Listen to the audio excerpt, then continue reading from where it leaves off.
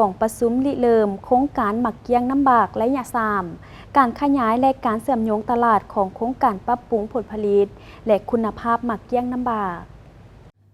กองประชุมดังกล่าวได้จัดขึ้นที่สโมสรใหญ่ของเมืองน้ำบากโดยการสนับสนุนให้ทุนช่วยเหลือของสาธารณรัฐเกาหลี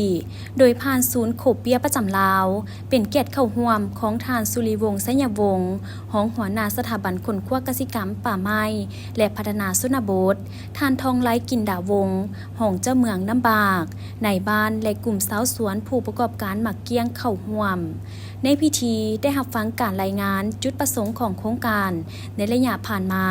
และแผนจัดตั้งปฏิบัติโครงการหมักเกี้ยงและยาซามแต่ปี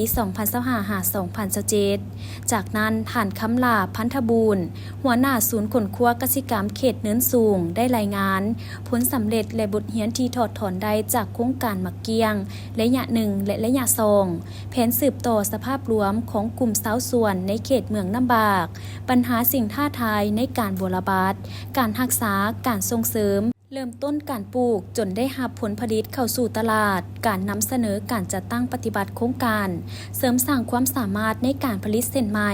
และหมักเกี้ยงในลาวการนำเสนอการปรุงแต่งหมักเกี้ยงสิ่งท้าทายและโอกาสในกล่องประชุมบรรดาผู้เข้าร่วมได้สนทนาแลกเปลี่ยนบทเรียนซึ่งกันและกันเพื่อเฮ็ดให้โครงการได้รับการจัดตั้งปฏิบัติตามแนวทางที่วางไว้